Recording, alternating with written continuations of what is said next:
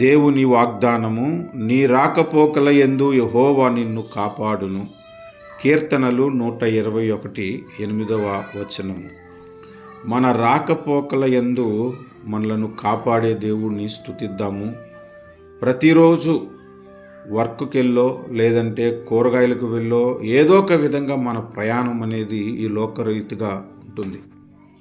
అన్నిట్లకంటే ప్రతి క్రైస్తవుడు ఆధ్యాత్మిక ప్రయాణము చేయుచున్నటువంటి వాడు.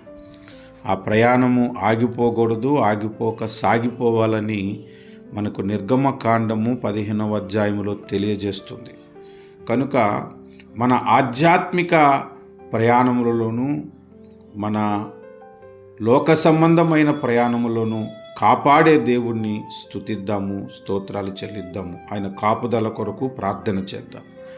కృపాసత్య సంపూర్ణుడవైన నా దేవా, నీకు వందనాలు. అపవాది ఎన్ని ఉరులు ఉరి ఉన్నాడో, ఎన్ని తంత్రాలు కలిగి ఉన్నాడో మా ఆధ్యాత్మిక జీవితమును పాడు చేయటానికి.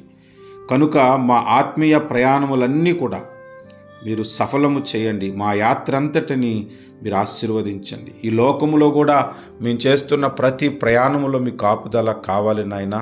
ప్రస్తుత దినములు train accidents, bus accidents, bike accidents, అనేక విధాలుగా మనుషులు నశించిపోతున్నారు.